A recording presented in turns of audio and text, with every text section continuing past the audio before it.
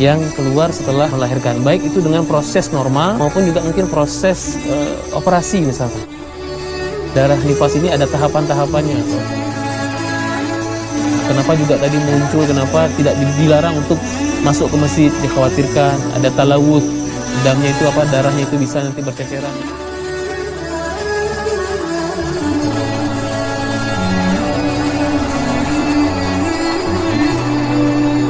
Bismillahirrahmanirrahim. Assalamualaikum warahmatullahi wabarakatuh. Alhamdulillah, nahmaduhu wa nasta'inuhu wa nastaghfiruh wa na'udzu billahi min syururi anfusina wa min sayyiati a'malina, may yahdihillahu fala mudilla lahu wa may yudlil fala hadiyalah. Asyhadu an la ilaha illallah wahdahu la syarika lah wa asyhadu anna Muhammadan abduhu wa rasuluhu la nabiyya wa la rasula ba'd. Allahumma shalli wa sallim wa barik wa an'im ala nabiyyina Muhammad wa ala alihi wa sahbihi wa man tabi'ahum bi ihsanin ila yaumiddin wa ba'd. Ikhwah sekalian dirahmati Allah Subhanahu wa taala. Alhamdulillah, puji syukur kita kepada Allah Subhanahu wa taala.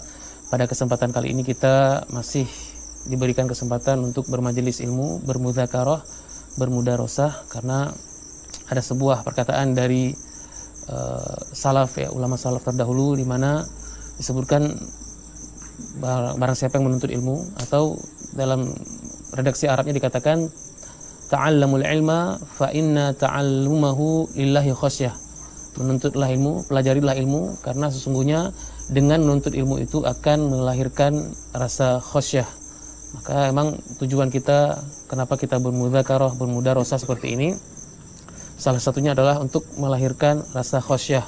Sesungguhnya ilmu itu ketika tidak melahirkan rasa khasyah, maka dia tidaklah dianggap sebuah ilmu yang bermanfaat bagi dia di dunia dan di akhirat. Mengapa demikian? Karena al-ilmu itu adalah al-khasyah. Ya, al-ilmu itu sebenarnya adalah, tujuannya adalah al-khasyah.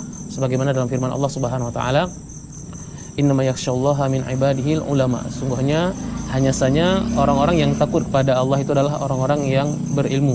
Maka ilmu ini di sini harus melahirkan rasa khasyah. Mungkin beberapa materi yang kita pelajari di sini adalah materi-materi yang sudah pernah kita pelajari, yang pernah kita telaah. Maka dalam hal ini mungkin sebagai bentuk mudzakarah, sebagai bentuk mudarosah, mudah-mudahan dengan majelis ilmu yang sederhana ini melahirkan rasa khasyah pada diri kita masing-masing. Jamaah yang semoga selalu dirahmati Allah Subhanahu wa taala, kita lanjutkan materi pada kesempatan kali ini, melanjutkan apa yang telah disampaikan oleh Ustadz Ayub pada pertemuan yang lalu, pada pekan yang lalu, mengenai Al-Faslus Sabi' dari kitab Minhajul Muslim, yaitu adalah pada bab al-haid wan nifas, ya, fi hukmil haidhi wan nifas. Kemarin sudah dijelaskan secara detail oleh Ustaz Ayub pembahasan mengenai haid. Maka hari ini atau malam ini kita akan melanjutkan pembahasan selanjutnya, dan ini merupakan pembahasan terakhir dari bab thaharah, yaitu adalah pembahasan an-nifas. Nah, ini mungkin ilmu yang bisa dikatakan ilmu yang dominannya itu dialami oleh maksudnya apa?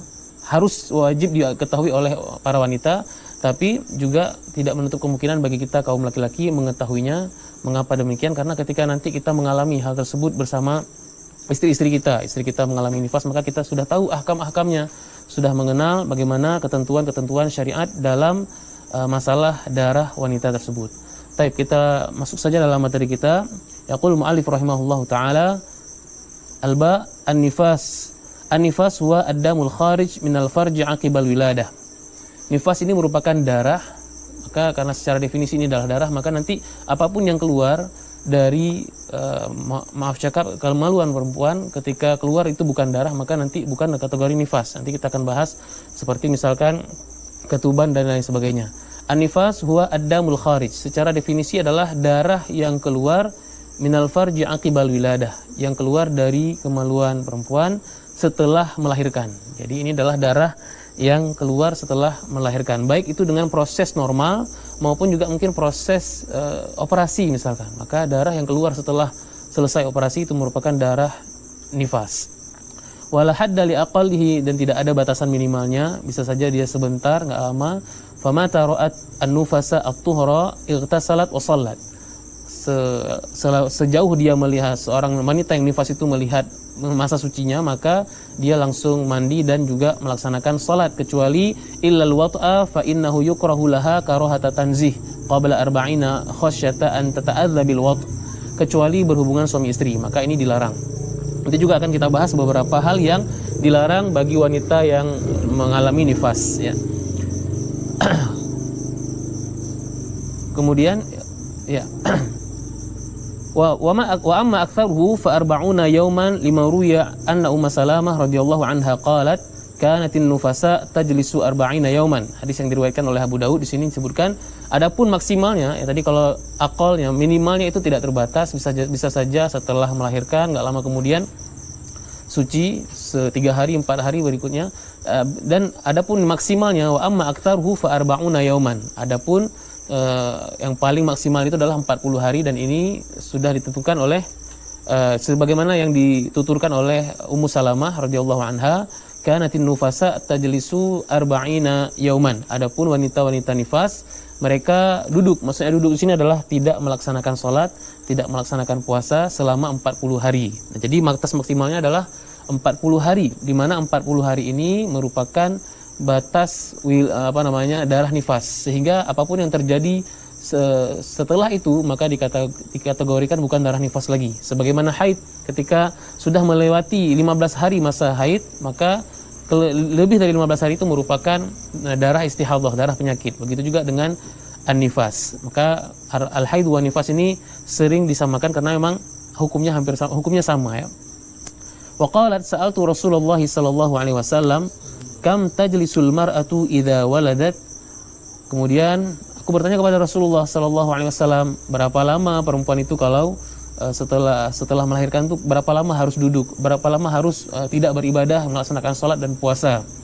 Faqal 40 yauman illa an tara at-tuhra qabla dzalik. Nah, ini juga dalil yang secara sharih menyebutkan bahwasanya batas maksimal wanita yang nifas itu adalah 40 hari, kecuali dia melihat masa suci sebelum 40 hari. Maksudnya adalah dia melihat bahwasanya darahnya udah nggak keluar lagi. Nah, jadi nanti darah nifas ini ada tahapan-tahapannya. Kalau secara biologis itu ada tiga tahapan keluarnya darah haid. Maka setelah melewati 3 tahap ini, maka nanti baru dikategorikan dia masa suci. Nah, nanti mungkin kita akan sedikit bahas tahapan-tahapaannya. Selesai dari paragraf yang pertama ini insyaallah. Wa alaihi fa idza balagatin nisa 40 yauman igtasalat wassalat wasamat walau lam tathur. Dan jika seorang perempuan itu telah melewati 40 hari, maka dia wajib mandi, kemudian melaksanakan sholat, melaksanakan puasa, walaupun belum suci, walaupun belum berhenti darahnya maksudnya. Walaupun belum berhenti, maka kalau sudah melewati 40 hari, dia tetap wajib mandi sebagaimana hukum wanita mustahadhah. Ghairu annaha idza lam tathur tusbihu kal mustahadhah fil hukmi sawa bisawa. Jadi orang yang melewati 40 hari ini hukumnya adalah sama seperti wanita mustahadhah. Nah, jadi gini tahapan-tahapan darah nifas ya. Ketika wanita itu mengalami nifas, maka dia memiliki 3 tahap. Tahapan yang pertama itu dalam biologi disebutkan sebagai lokia rubra. Lokia rubra, ada lokia serosa dan lokia alba. Ada 3 tahapan, di mana tahapan ini ada ciri-cirinya, ada tanda-tandanya. Tanda yang pertama itu lokia rubra, itu adalah ketika 3 hari atau 4 hari pertama setelah melahirkan, itu darah yang keluar itu begitu pekat dan juga terkadang ada gumpalannya, dan juga akan terasa kram di perut. Itu adalah masa tahap di awal ya, 3 sampai 4 hari itu merupakan masa-masa perdana keluar darah nifas itu begitu banyak dan warnanya agak kehitam-hitaman. Kemudian pada tahap yang kedua itu adalah lokia serosa, di mana lokia serosa ini adalah masa 4 sampai 12 hari. Ketika itu darah sudah mulai merah, nggak hitam lagi, nggak pekat hitam lagi, dan sudah tidak ada gumpalan-gumpalan lagi.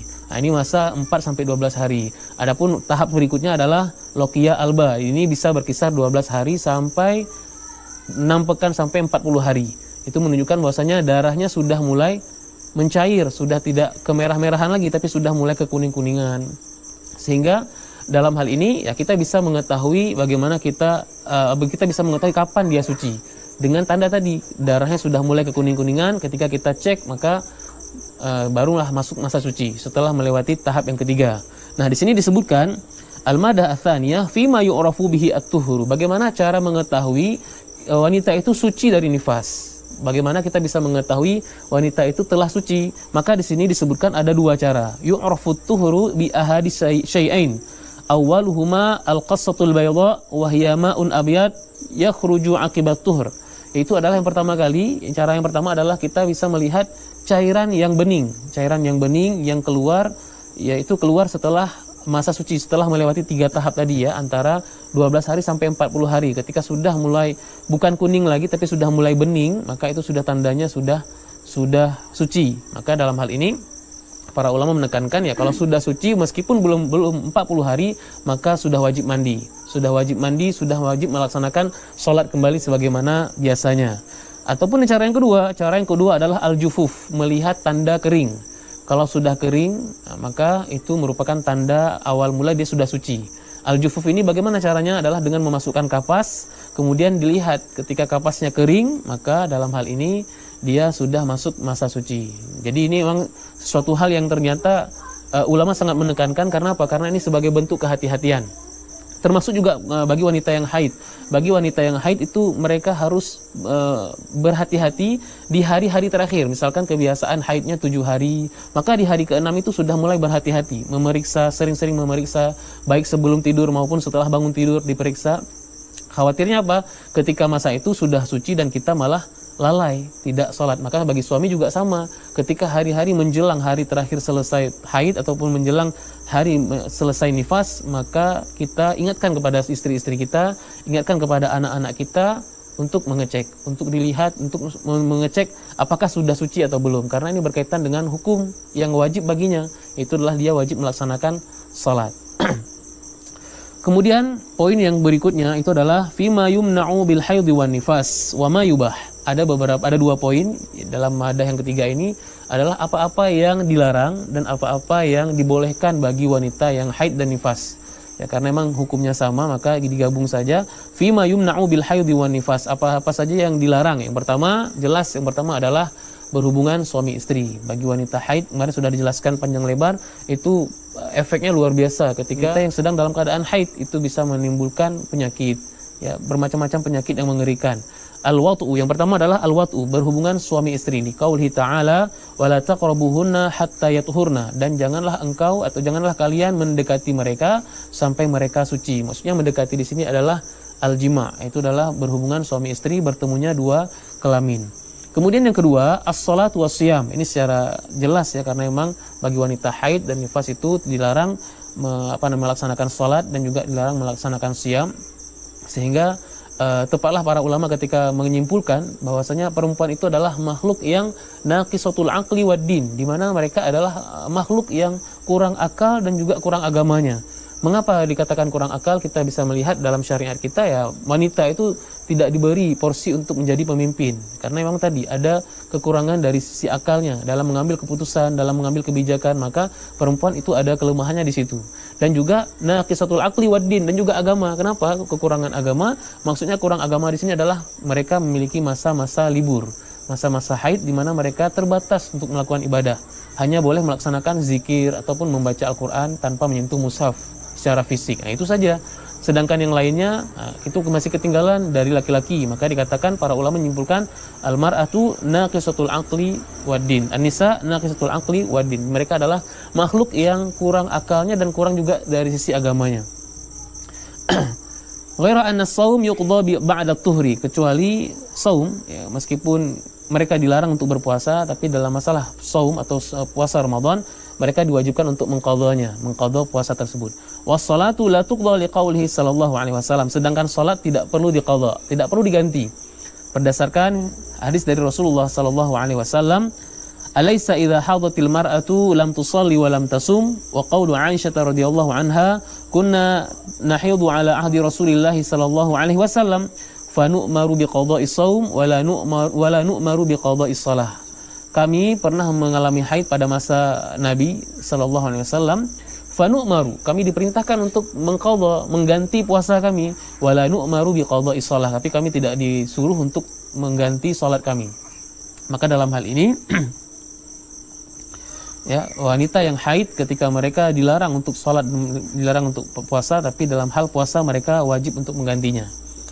Kemudian yang dilarang pada wanita haid dan nifas itu adalah dukhulul masjid, yaitu adalah masuk masjid. Liqaulihi alaihi salatu wassalam, la uhillul masjida li haidin wala li junub. Jadi aku tidak menghalalkan bagi wanita yang haid maupun laki-laki yang junub itu untuk masuk ke masjid. Maksudnya adalah masuk dengan duduk-duduk, misalkan duduk di masjid ya. Adapun misalkan sekedar lewat dalam keadaan darurat itu masih dalam tahap dibolehkan. Ya, masih dalam tahap dibolehkan. Meskipun memang hal ini harus dihindari ya. Bahkan terkadang kita menemukan beberapa ulama itu menyebutkan bahkan dalam masuk teras pun nggak boleh. Nah, mungkin agak sedikit berlebihan. Tentunya wanita haid itu tidak boleh masuk masjid dalam hal al-mukthu fihi, untuk berdiam diri di situ. Adapun sekedar lewat misalkan dengan tentunya hal darurat ya. Seperti misalkan kejadian ketika gempa di Palu seperti kemarin di Palu, ataupun ketika musibah tsunami di tahun 2004 yang lalu, bagaimana masjid ini merupakan sentra, orang berkumpul di situ, maka wanita-wanita yang mungkin merasa aman dari musibah-musibah seperti ini duduk di masjid ya, itu mungkin masih dalam tahap darurat dan dibolehkan. Dan dengan tentunya hal ini harus dihindari. Kemudian yang keempat, qiraatul Quran, li hadithi la yaqra'ul junub walal haid syai'an minal Quran. Membaca Al-Quran. Ini juga sudah kita bahas panjang lebar di awal pembahasan haid, bahwasanya wanita haid itu tidak boleh membaca Al-Quran dengan menyentuhnya secara fisik. Adapun untuk sebagai bentuk murojaah, sebagai bentuk mudzakarah supaya tidak kehilangan hafalannya, maka hal ini dibolehkan. Karena ini dalilnya umum, la yaqra'ul junub walal haid syai'an minal Quran. Ini dalilnya terlalu umum, maka nanti pembahasannya adalah kita lihat maslahatnya. Kalau memang perempuan haid itu tidak meninggalkan bacaan Al-Quran, maka akan dikhawatirkan hilang hafalannya, hilang sesuatu daripada Al-Quran yang sudah dihafalnya, maka hal ini dibolehkan, masih dalam tahap dibolehkan. Yang kelima, yaitu adalah pembahasan at-talaq ya, yaitu adalah yang dilarang bagi wanita haid itu adalah diceraikan. Mereka ini tidak boleh diceraikan karena memang dalam masalah ini ada khilaf tentunya, ada yang mengatakan sah saja ditolak, adapun yang mengatakan tidak sah. Tapi kita nggak lihat ke situ, kita melihat adalah wanita yang haid itu salah satu halnya adalah dia dilarang untuk diceraikan. Fa innal haidha la tutallaqu bal tuntadharu hatta tathur. Perempuan yang haid itu tidak boleh langsung dicerai. Mereka harus ditunggu dulu, ditangguhkan dulu sampai selesai masa haidnya sehingga mereka suci. Wa qabla an tumassa tutallaq, dan juga sebelum mereka digauli juga itu tidak boleh ditolak langsung ya, sebelum mereka digauli. Walima ruya anna Ibnu Umar radhiyallahu anhuma talaqa imra'atahu wa hiya haidun. Ibnu Umar itu pernah menceraikan istrinya, kemudian istrinya itu dalam keadaan haid. Maka ketika itu Umar bin Khattab sebagai ayahnya yang perhatian kepada anaknya menanyakan kepada Rasulullah SAW. Maka Rasulullah memerintahkan kepada Umar bin Khattab untuk memerintahkan kepada Abdullah, fa'amarahu Rasulullah SAW ayyuraji'aha, ya, kembali dulu ya, jangan langsung setelah dicerai, ayyuraji'aha, kembali dulu wa yumsikaha hatta tathur, ditangguhkan dulu sampai dia suci, baru kalau mau diceraikan silahkan, kalau tidak ya itu kembalikan lagi kepada Abdullah ibnu Umar. Maka dalam hal ini wanita yang haid ketika dia diceraikan, ini dalam pembahasan fikih yang lain disebutkan, dalam pembahasan talak itu disebutkan adalah talak bid'i. Dia talak itu ada dua, ada talak sunni dan ada talak bid'i. Talak sunni itu adalah ketika kita menceraikan istri kita pada masa suci. Ya, sedangkan talak bid'i adalah ketika kita menceraikan istri kita sedang dalam keadaan haid. Nah, ada beberapa ilah, yang salah satu ilah yang cukup menarik untuk dikaji adalah kenapa harus menunggu masa suci. Ternyata ilahnya adalah sebagai sebuah hikmah di mana perempuan itu ketika masa haid, ketika dia diceraikan, maka dia akan menunggu masa iddahnya lebih lama lagi dari biasanya. Seharusnya dia menunggu masa iddahnya itu cuma 3 kali haid atau 3 kali suci dalam khilaf. Maka dalam hal ini dia harus menunggu lagi lebih lama. Terutama misalkan ketika dalam masa subur kemudian digauli kemudian dicerai. Maka dia harus menunggu dulu apakah dia hamil atau tidak. Kalau hamil maka iddahnya akan panjang sekali sampai 9 bulan ke depan. Maka dalam hal ini perbedaan para ulama, yang aktsar ulama itu mengatakan bahwasanya talak di sini tetap dihukumi talaknya jatuh ya, tetap dihukumi sebagai talak yang sah, tapi dalam hal ini dianjurkan untuk kembali lagi, rujuk kembali, kemudian barulah diceraikan setelah masa suci. Kemudian poin yang terakhir itulah ma yubahu ma'al haidhi wan nifas, yang dibolehkan. Ada beberapa hal yang dibolehkan bagi wanita haid dan juga wanita nifas. Yang pertama al-mubasyarah, itu adalah bercumbu. Bercumbu kecuali pada bercumbu kecuali al-jima', kecuali adalah al-jima', maka itu tidak dibolehkan. Sedangkan al-mubasyarah fi ma dunal farj, bercumbu selain kepada kemaluan, maka ini dibolehkan. Liqaulihi sallallahu alaihi wasallam, sebagaimana sabda Nabi sallallahu alaihi wasallam, isna'u kulla syai'in illa nikah. Buatlah sesuka hati kalian semuanya kecuali nikah. Maksudnya nikah di sini adalah kecuali al-jima'. Maka dalam hal ini dilarang. Nah, mungkin kalau kita lihat secara psikologi wanita, itu wanita yang haid itu memang nafsu atau syahwatnya itu sudah menurun.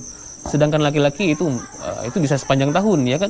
Maka dalam hal ini syariat tidak membatasi. Masih dibolehkan dengan apa? Dengan al-mubasyarah. Itu adalah bercumbu rayu bagi wanita yang dengan istri yang sedang haid. Nah, itu dia. Kenapa? Karena memang secara psikologi wanita itu mereka sedang turun syahwatnya, sedangkan laki-laki ya itu bisa sepanjang tahun. Ya, syahwatnya bisa muncul kapan saja sepanjang tahun. Maka dalam hal ini syariat itu tidak memberikan sedikit batasan, itu adalah tidak boleh berjima, sedangkan al-mubasyarah itu dibolehkan. Dan ini berlawanan atau membantah juga bagaimana sesuatu yang dianut oleh orang Yahudi, di mana orang Yahudi ketika melihat anaknya atau istrinya sedang haid itu sudah dijauhkan itu. Bahkan disediakan tempat khusus. Apakah itu di gubuk, di luar, intinya tidak di dalam rumah, dijauhkan, betul-betul dijauhkan. Maka dalam hal ini Islam datang untuk memuliakan wanita meskipun dalam keadaan haid. Karena yang menjadi permasalahan itu haid itu adalah darahnya saja, bukan orangnya, bukan wanitanya. Nah, seperti itu. Itu yang pertama, yang dibolehkan bagi wanita haid itu adalah al-mubasyarah fi ma dunal farj, yaitu adalah bercumbu selain pada kemaluan. Kemudian yang kedua, zikrullah ta'ala. Idlam yarid fi dzalika nahyun 'anil syari'. Itu adalah yang kedua adalah berzikir kepada Allah Subhanahu wa taala. Berzikir di sini itu merupakan sesuatu hal yang sangat dianjurkan terutama bagi wanita yang haid dan nifas. Kenapa? Karena memang hanya itu ibadah yang saat ini bisa mereka maksimalkan. Berzikir, terutama apalagi ketika masa haid itu masa libur lah, bisa dikatakan masa membuat wanita itu agak sedikit mager, malas gerak. Sehingga ketika mereka lalai dengan zikir pada Allah, maka disinilah celah syaitan masuk. Maka kita banyak sekali menemukan kasus di mana anak-anak santriwati yang kesurupan itu rata-rata ketika masa haid. Kenapa? Karena memang sedang lalai. Waalaikumsalam warahmatullahi wabarakatuh. Masa-masa sedang lalainya dari zikir pada Allah. Maka dalam hal ini para ulama itu sangat menekankan bagi wanita yang haid itu memperbanyak zikir. Zikir, dan ini zikir ini dibolehkan karena tidak ada larangan di dalam syariat. Tidak ada hadis yang melarang melantunkan zikir kepada Allah ketika masa haid. Ya, zikir macam-macam, zikir pagi dan petang, ya. Zikir sebelum tidur, zikir mau misalkan masuk kamar mandi, keluar kamar mandi, dan doa-doa yang lainnya. Maka zikir ini adalah hal yang sangat ditekankan oleh para ulama, khususnya bagi wanita yang sedang dalam keadaan haid maupun nifas. Yang ketiga, al-ihram wal wukuf bi Arafah. Ya, melaksanakan ihram dan wukuf di Arafah, wasairu amalil hajj wa awil umrah. Semua amalan haji, ihram, wukuf di Arafah itu dibolehkan illa tawaf bil bait, kecuali melakukan tawaf, karena memang tawaf ini kan di masjid, ya. Tawaf ini kan di dalam masjid. Illa tawaf bil bait fala yahillu illa ba'da tuhri wal ghusli. Enggak dibolehkan kecuali sudah suci, sudah mandi, maka bolehlah tawaf. Maka liqaulihi Rasul sallallahu alaihi wasallam li Aisyah radhiyallahu anha, ini berdasarkan hadis dari Rasulullah sallallahu alaihi wasallam ketika beliau berkata kepada Aisyah radhiyallahu anha, if'ali ma yaf'alul hajj ghaira an la tatufil bait hatta tathuri. Lakukan apa yang dilakukan oleh orang-orang yang sedang berhaji, kecuali janganlah kamu melakukan tawaf sampai kamu suci. Jadi tawafnya itu ditangguhkan dulu. Nanti setelah masa suci barulah melaksanakan tawaf. Kemudian yang keempat, mu'akalatuhuma wa musyarabatuhuma liqaulihi Aisyah radhiyallahu anha, kuntu asyrabu wa ana haidun fa unawiluhun nabi sallallahu alaihi wasallam fayad'u fahu ala mawdi'i fiyya fayashrab. Ya, yang keempat adalah makan dan minum bersama wanita haid. Ini juga tidak ada larangan dalam Islam, dan ini juga untuk membantah bagaimana perlakuan orang-orang Yahudi terhadap istri-istri mereka, terhadap anak-anak perempuan mereka, di mana mereka melarang untuk membersamai orang-orang yang sedang dalam keadaan haid. Nah, di sini dalam Islam di sini diperbolehkan. Bagaimana hadis dari Aisyah radhiyallahu anha, kuntu asyrabu wa ana haid. Saya pernah minum dan sedang dalam keadaan haid. Maka pada saat itu Nabi meletakkan mulutnya atau minum dari gelasnya Aisyah tepat pada letak bibirnya Aisyah ketika minum tadi. Jadi ini salah satu bentuk sisi romantisnya Nabi SAW terhadap istri-istrinya, itu adalah minum satu gelas bersama istri walaupun dalam keadaan haid. Kemudian wa qaulu Abdullah bin Mas'ud sa'altun Nabiyya sallallahu alaihi wasallam an muakalatil haid faqala wa akilha. Ketika itu Abdullah bin Mas'ud pernah bertanya kepada Nabi sallallahu alaihi wasallam tentang bagaimana dengan makan bersama wanita haid. Maka Rasulullah mengatakan wa akilha, makanlah bersama mereka wala haraj, enggak masalah. Karena ini bukanlah suatu permasalahan. Yang menjadi permasalahan bagi wanita haid itu adalah darahnya. Nah, kenapa juga tadi muncul, kenapa tidak dilarang untuk masuk ke masjid, dikhawatirkan ada talawuth, damnya itu darahnya itu bisa nanti berceceran misalkan. Maka dalam hal ini wanita haid itu dilarang untuk masuk ke masjid. Wallahu a'lam bishawab. Mudah-mudahan mudzakarah atau mudarasah yang singkat ini bisa bermanfaat bagi kita.